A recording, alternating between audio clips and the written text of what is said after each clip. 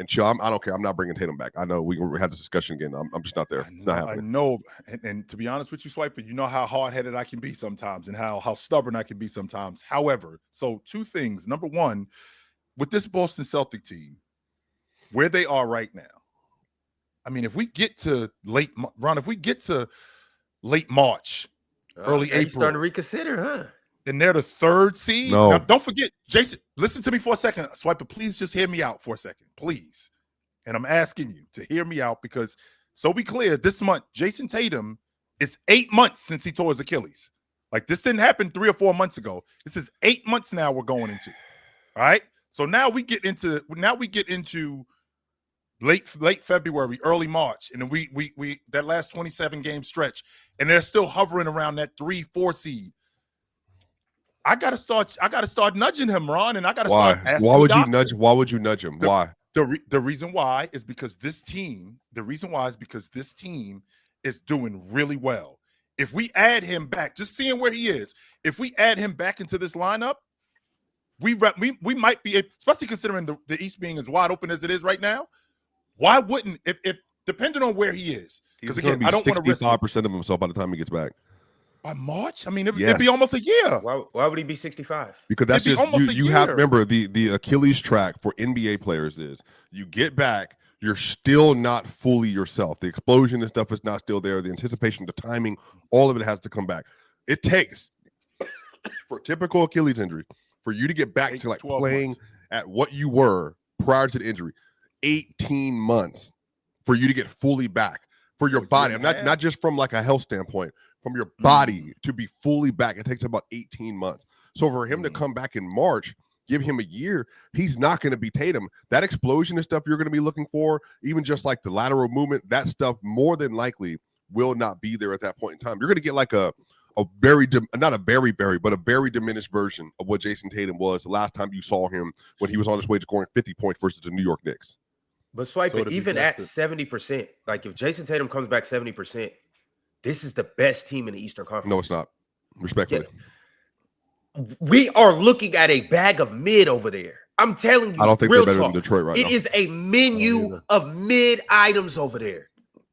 Why are we at this restaurant? Can we please go somewhere else? Can we please go to the Western Conference? This is a restaurant of Have you been watching Knicks? items. Clearly he hasn't. Ron, number one, I don't even subscribe to the fact that with 70% Jayson Tatum that they're the best team in the East. I don't subscribe to that. They're the third and best. on top of that, even if they are, you're not beating OKC with a 70% Jayson Tatum.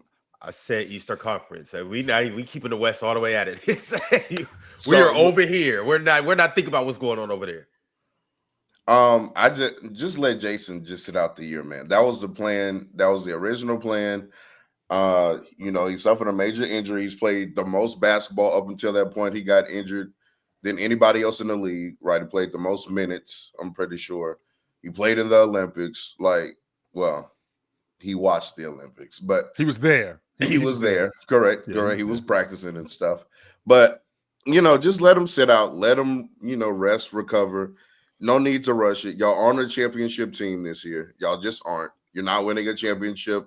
And Kate is your starting center. And, Anthony Simons is, you're just not winning a championship this year. So let him rest. Let him recover. Get 100%. Come back next year with hopefully some new ancillary pieces as well.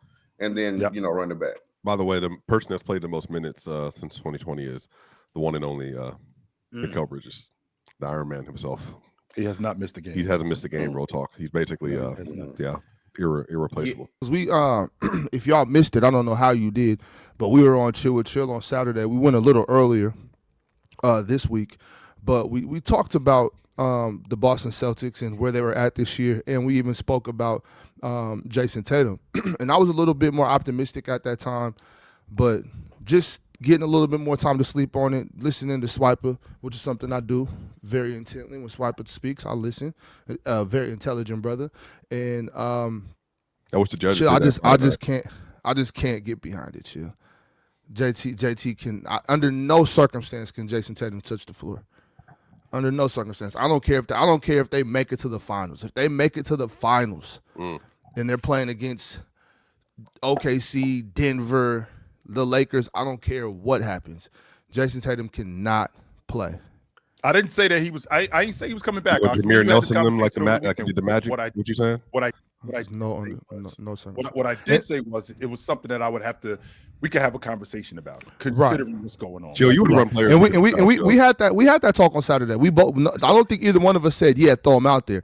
It'd be irresponsible for me to not have the conversation. It would, right? And even after having that conversation, Jill, I would have that conversation more as just to show to JT to let him know, like, we love you, bro. We think you're very important. In the back of my mind, I'm like, this nigga not playing, but I'll go to him like, yo, like, how you feeling? Let's go through a workout or something. But he would never touch the floor. You can't risk that. Like, if anything happens, if there's a setback or if he re-injures it or something, that's just ruining. That throws a monkey wrench in everything we're doing. Yeah, and I know a lot of times we speak on like the outcome of your season based on the expectations at the beginning of the season. No, I don't think anybody in the Boston Celtics organization. I'm not saying they didn't think they could be good, but I don't think they were like, oh, we can win a championship this year. Once they lost Drew, JT, KP, Big Al, when they lost all those dudes, I'm pretty sure they were like, let's be competitive. Let's see what we can do. You know what I mean?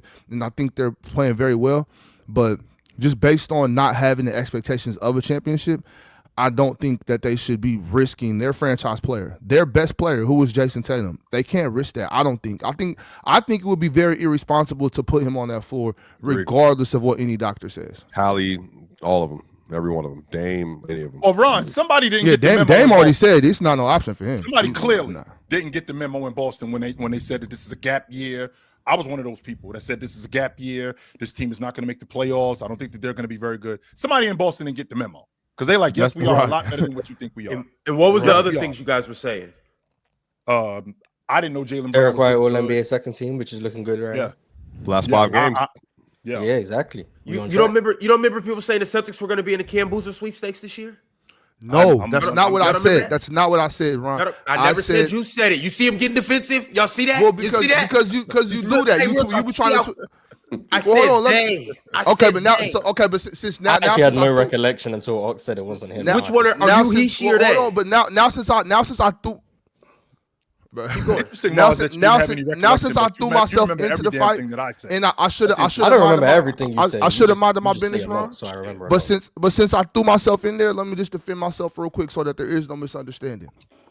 I said against my better judgment, because y'all all know how strongly I feel about not tanking. I think that's one of the worst, despicable things you can do in sports. You hate it, Ox. I said they should tank and get Cam Boozer. That's what I said.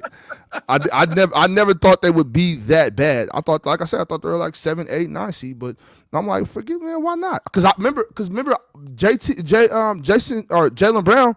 I think we all didn't expect him to be playing at the beginning of the season, right? Like I thought he wasn't going to be playing until around this time. I thought he had knee surgery and was out for a few months, right? Yeah. So I thought he wasn't going to be there. So I was like, why? Go ahead, tank.